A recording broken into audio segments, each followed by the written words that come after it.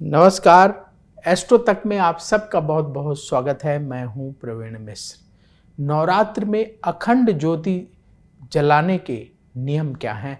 जब आप अखंड ज्योति जला रहे हैं तो किन बातों का आपको विशेष ख्याल रखना चाहिए? देखिए, 9 दिनों तक लगातार जब आप ज्योति जलाकर रखते हैं तो उसे अखंड ज्योति कहा जाता है। ऐसा शास्त्रों में वर्णन मिलता है कि जो लोग नवरात्र में 9 दिनों तक अखंड ज्योति जलाते हैं उन पर माँ दुर्गा विशेष कृपा करती है। तो जब आप अखंड ज्योति जलाने जा रहे हैं तो क्या क्या उसके नियम हैं, किन बातों का आपको ख्याल रखना चाहिए, जान लीजिए। सबसे पहली बात, जब आप अखंड ज्योति जला रहे हैं तो एक मंत्र आपको बताते हैं, ये मंत्र नोट कर लीजिए, ये मंत्र जरूर पढ़िएगा।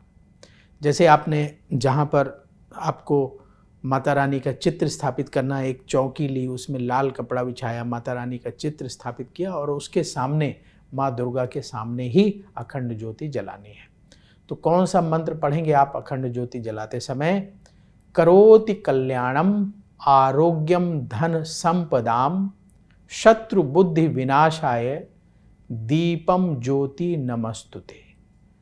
इस मंत्र का जो है आपको पाठ करना है जब आप अखंड ज्योत जलाएंगे। फिर से सुन लीजिए, करोति कल्याणम आरोग्यम धन संपदाम शत्रु बुद्धि विनाशाय दीपम ज्योति नमोस्तुते। तो ये मंत्र आपने पढ़ा और इसके बाद दीपक जला दिया। अब ध्यान ये रखना है कि जो आपका दीपक है जो आप जलाने जा रहे हैं वो कभी जमीन पर ना रखें।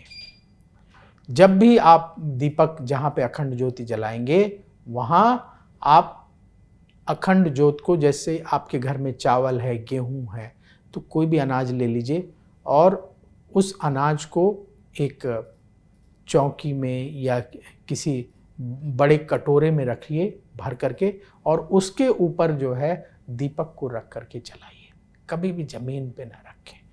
तो आप बड़े कटोरे में अनाज भर लिए, उसके ऊपर दीपक रख करके जलाना है। और कोशिश करें कि जब भी आप ज्योत जलाएं तो ज्योत जलाने के बाद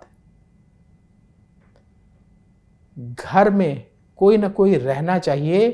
कभी भी घर ज्योत को अकेला छोड़ करके घर से ना जाए। कोई ना कोई घर में रहे, ताला बंद करके घर से नहीं जाना चाहिए। कोई ना कोई रहे 9 दिनों तक घर में।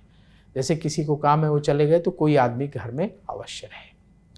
और ये भी कोशिश करें कि घी के दीपक की ज्योत जलाएं 9 दिनों तक, तो अच्छा रहेगा।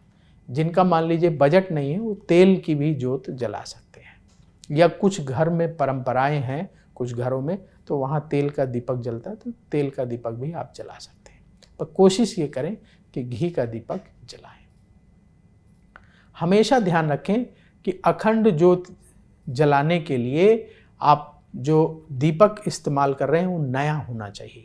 मिट्टी का बढ़िया नया बड़ा सा दीपक ले लें, उसमें अखंड ज्योत जलाएं और थोड़ा बड़ा दीपक लें, उसमें मोटी बत्ती लगाएं और ताकि उसमें जो आप घी डाल रहे हैं वो लंबे समय तक बना रहे। इसलिए बड़ा दीपक लेना चाहिए कि आपने उसको भर दिया तो लंबे समय तक ज्योत जलती रहे, क्योंकि 9 दिनों तक आपको अखंड ज्योति जलाकर रखनी है।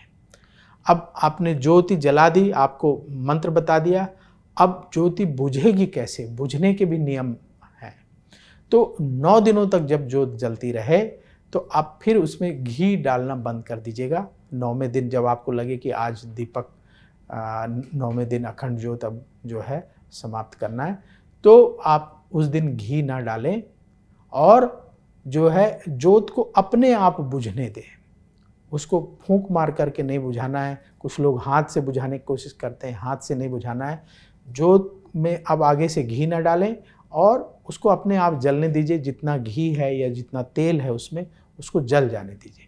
इसके बाद वो ज्योति अपने आप बुझ जाएगी। तो ये छोटी छोटी बातें हैं, छोटे छोटे नियम हैं जिनका हम सबको ख्याल रखना चाहिए।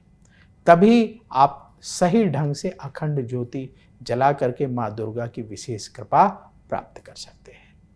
तो एस्ट्रो तक पर धर्म और ज्योतिष से जुड़ी महत्वपूर्ण जानकारियाँ आपको मिलती रहेंगी। नवरात्र से संबंधित और भी हम महत्वपूर्ण जानकारी एस्ट्रो तक पर देते रहेंगे, तो जरूर देखते रहिए एस्ट्रो तक। बोलिए जय माँ दुर्गे।